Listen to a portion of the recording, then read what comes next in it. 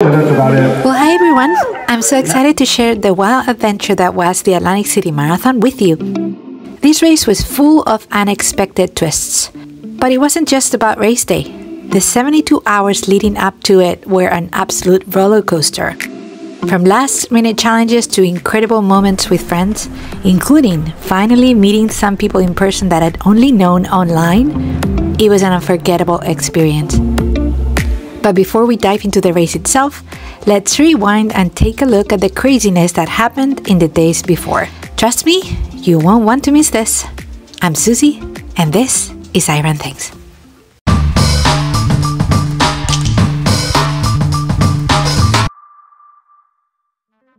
Well guys, good morning. 72 hours before the Atlantic City Marathon. And can you hear my voice? I don't know if it's allergies. I've been having issues with feeling congested, very congested, especially in the mornings. At first I thought it was a cold. Then I thought it was maybe just allergies, but today it was the worst day of all. So I'm hoping I'm not getting the cold. I have a mask because I'm in New York City today. Yeah, I totally forgot that I committed to coming to work from New York City today and then going to happy hour and dinner with my manager who's in town. He usually works out of Texas. So yeah, it's gonna be a long day. Let's do it. And here's the Chinese food we had for dinner. And unfortunately, I didn't make it home till 11. Well guys, I'm not doing well. I have a cold. There's not a single, there hasn't been a single race this year. And this is my race 14. This is going to be my race number 14 this year. Other than the Disney Dopey Challenge at the beginning of the year, I haven't gone into a race properly. Well, even Dopey, I wasn't rested because obviously you don't sleep. There's so many early mornings. And for those of you who don't know, Dopey is the 5K, the 10K, the half, and the full on consecutive days. And those are early mornings. So every other race this year, I've been going into it either with a cold. I fell and banged my back badly for April Fool's, which was my key race where I wanted to PR. And I was ready to PR, but it was just, obviously, I was running with so much pain in my back. For the Love Run, I had a cold, and now look at this. I mean, it's just like anything that could happen to this woman right here is gonna happen before a race. So, and now I'm crossing fingers that nothing else happens because anything is possible. So, I was gonna run today. I was gonna do 5-minute intervals at marathon pace, but I can't. I have so much pressure here in my lungs. I really wanna clear this for Sunday. So let's walk Annie, just to move our legs a little bit. And then I have to go to work, but I'm gonna go in the morning, and then in the afternoon, hopefully, I am going to see if I can work laying as much as I can just to rest. The things that I look at when I think I'm getting sick is my heart rate. If my heart rate is elevated, that means I'm getting sick. So yesterday my heart rate was fine when I woke up, but then this morning it was skyrocketed. So this would be the first time I ran a full marathon with a cold. I've run halves with a cold, definitely, but I've never run a full marathon with a cold. So I guess there's always a first, right? Good morning. Last shakeout run before the Atlantic City Marathon tomorrow. And we slept reasonably well. Right at this point is when I start not sleeping well.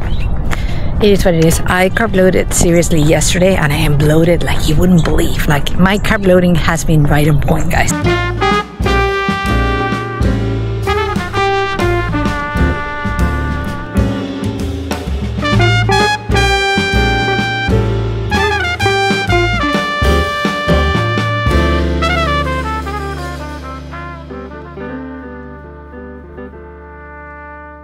So that was a good run. I was using my calculator to see what pace, well, I'm carb loading, obviously, to see which pace I want to maintain for the marathon.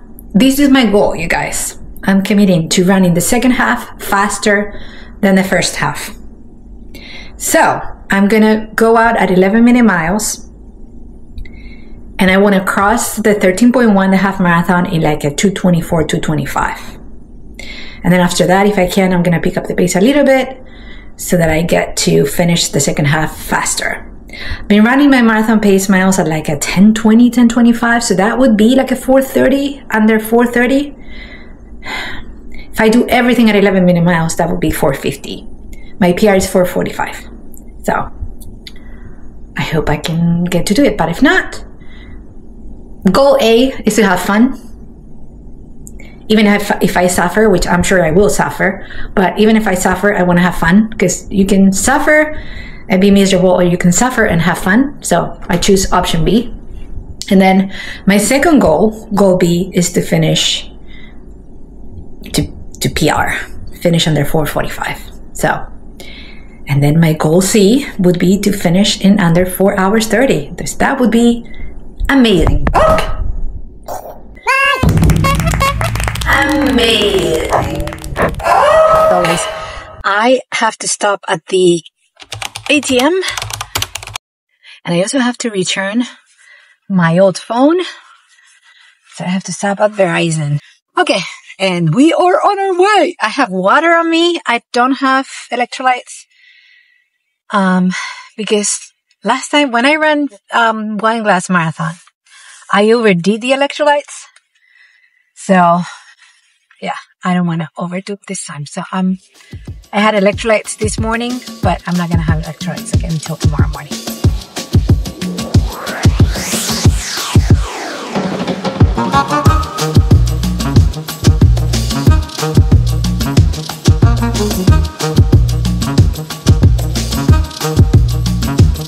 I'm inside Bally's. I'm going to go get the bib, and I saw people walking out with the bibs. So yeah, I know I'm in the right place. There's something about race expos that makes everything feel real. You spend months training, visualizing the course, maybe even planning your strategy, but it doesn't hit you until you're here, surrounded by people just like you, feeling that cheer buzz in the air. How are you? How are you? Hey, nice to meet you. Hey, Ayaba, this is Susie. Lynn? Hey! Good time. Hi. Paul? And Ayaba? Hi. Standing in line for your bib, the excitement starts to bubble up. That little piece of paper is your ticket to the start line. It holds your race number, sure, but it also carries all those early mornings, long runs, and miles of training on your legs. You've earned this. Did you get picked? Yeah. There's a flip side to that excitement, though. That tiny moment of doubt sneaks in. Am I really ready for this? Did I train hard enough? Is my strategy solid? What if something goes wrong? Yeah. This is a cool t-shirt.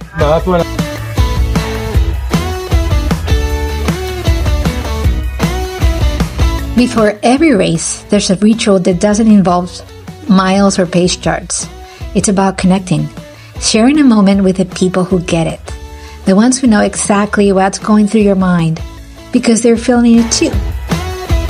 It's funny. We come from different places, different lives, but there's this one thing that ties us together: running. It's not just the races we share. It's the struggles, the victories, and the lessons along the way. Cheers, guys! Good luck, everybody.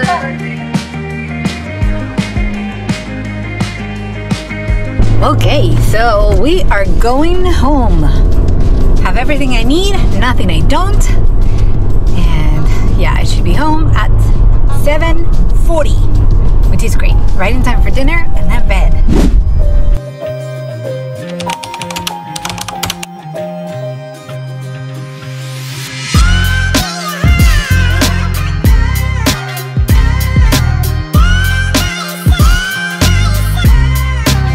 Okay, I'm trying to find April. I think that's her. Oh my god.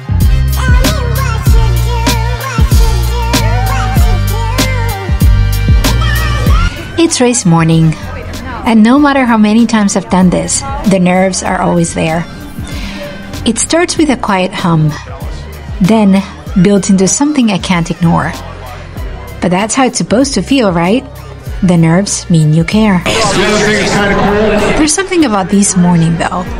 A calm before the storm. I know it's coming, yet I can't help but feel that swirl of uncertainty. It's like every race carries the weight of my expectations, my training, my hopes. Our thrill, let's bring them on. Put your hands together for one of you guys that's running today.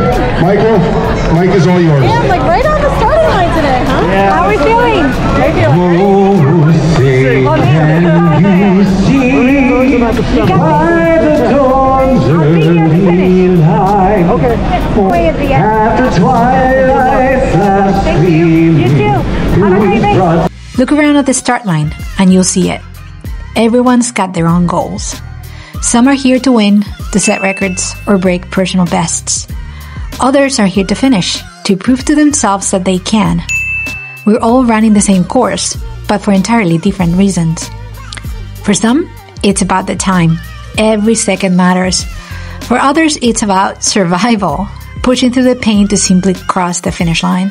We're all running for something, but nobody else's goal really matters when the gun goes off. You have to run your own race. I am on the stream. Oh, we started. Yeah, we started.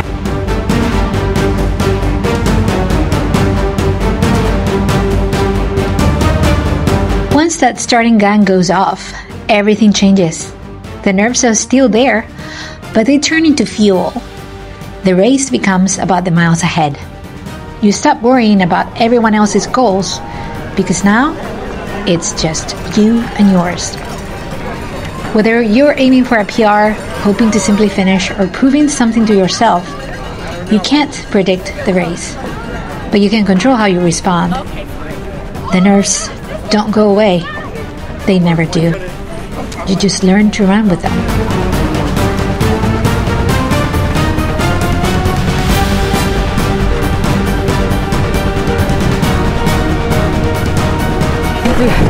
To work, so I'm already on the go. Yeah. Big shout out to my sister Susie. I run things. oh man, this is my cutest to walk. Walk. I'll see you later. You got it. I'm with you. I'm out here. The first few miles are always electric. Everyone's charged, full of adrenaline, eager to find their pace. But I've been here before. I know this energy can be deceiving. Today, I have a plan. 3 minutes, 30-second run, 60-second walk. A rhythm I've chosen to help me stay steady. It's easy to get swept up in the excitement. Everyone else seems to fly ahead, but I remind myself, this is my race, my strategy. The 3:30 run, 60-second walk. This is how I'll conserve my energy, how I'll get through the miles. I'm not running someone else's pace, I'm running mine. That first walk break always feels strange. My legs want to keep going, my brain says, stay with the pack. But I trust my strategy. I know that later, when the miles stack up, this decision will pay off. It's not about speed right now. It's about making smart choices for the long haul. It's easy to compare yourself to everyone around you, to wonder if you're doing enough, if you should be pushing harder. But this isn't about them. Every runner has a different journey, and I've chosen mine. With every beep of the watch, I'm reminded, stick to the plan. The first miles aren't about burning out. They're about setting the tone, staying steady, letting the race come to me.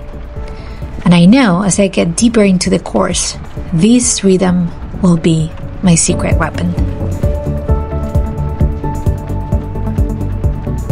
Water. Water. Yep.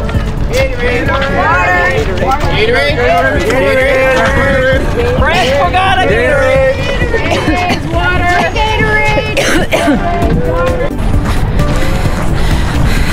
Someone explain to me why it goes the other way. I can't learn, guys. Okay.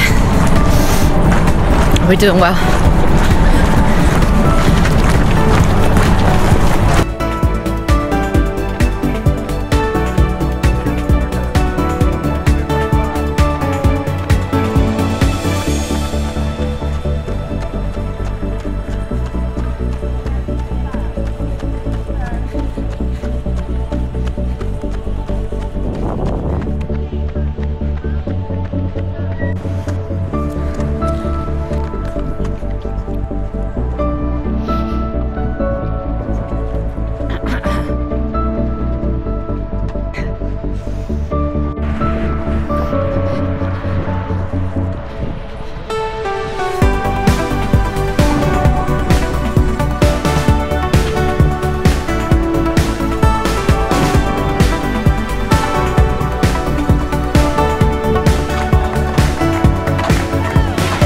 There's something timeless about running on the boardwalk in Atlantic City.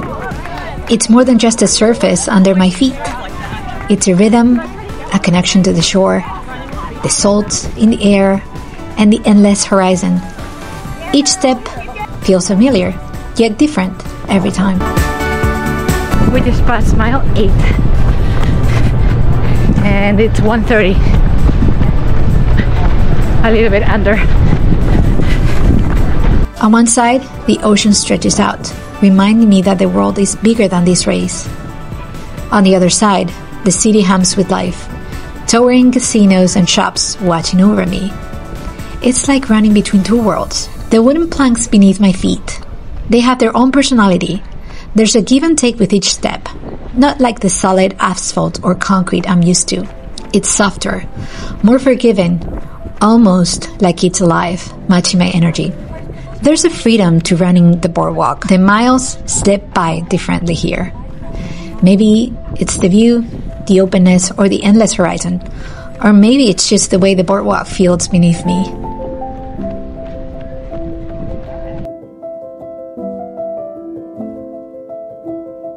It all starts so subtly. 1 minute, I'm cruising, everything feels right. The rhythm is here. My legs are doing what they've trained for. My mind is focused. And the race is unfolding the way it should. And then, something shifts. It's not pain. It's just a heaviness. Like someone turned off the switch that was fueling me. My legs don't feel like mine anymore. Every step suddenly takes more effort than it should. I try to push through. I tell myself it's just a rough patch. But as I keep going, the energy slips away even faster. And for the first time, the thought crosses my mind.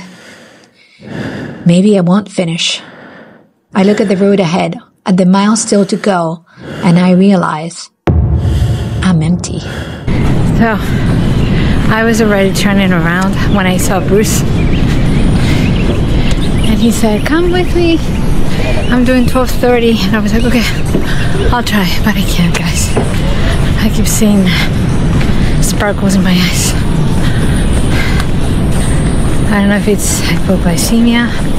I mean, I took 3 gels in 10 miles, so I doubt it. So now I don't know what you do. Do you cross the finish line?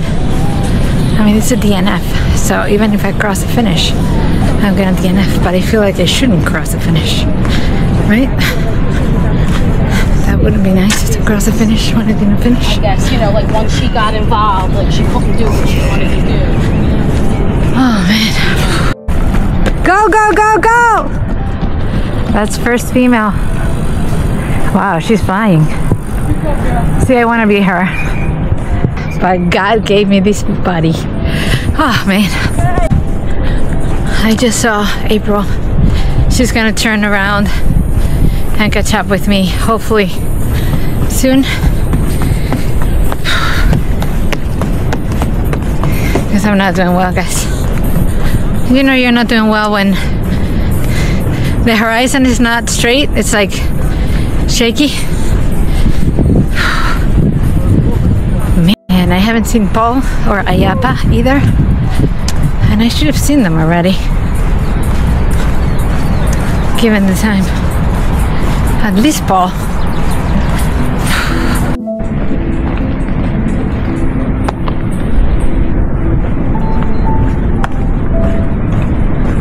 So the camera malfunctioned. Keep going, finish I saw Paul pass.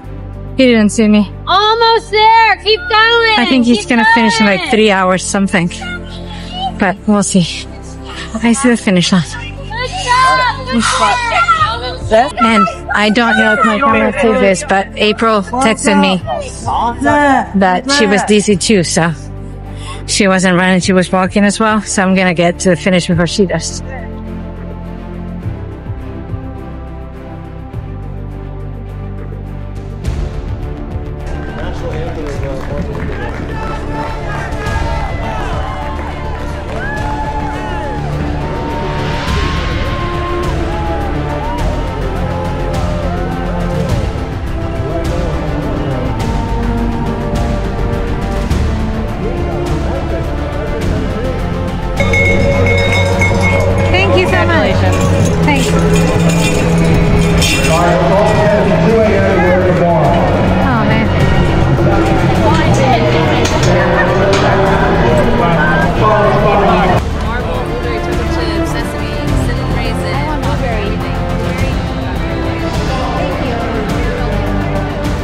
I'm eating a bagel right now. Life is coming back to me.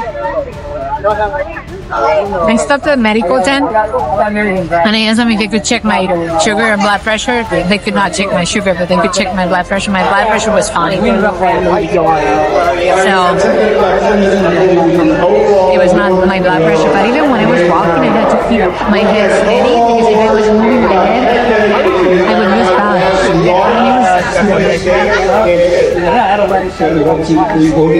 I have to get checked, guys, because this has been happening randomly, but it's been happening quite a bit. Anyway, Lynn and April went to the room to shower because they have to get out of the room. It's 11:30 right now. I'm gonna text Paul and see when he's at. I think we're finished like 10, something like that. And I'm gonna see if I get footage because I used the camera, but I don't think it recorded anything. I mean, I wasn't myself. So. But now I'm feeling better. Now with the bagel, I feel better. Okay.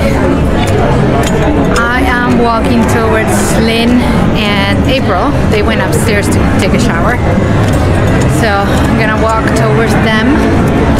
Oh, the casino's full right now. Wow. It's busy. Okay guys, so I'm wearing the t-shirt for the marathon and the medal, even though I DNF'd. And I'm gonna go get my car right now, and this is gonna be the end of the video. Sorry I couldn't bring you a PR or even a finish line, but that's what happens when you're making other plans. So if you like videos like this one, leave a like, subscribe, and see you in the next video. Run fearless.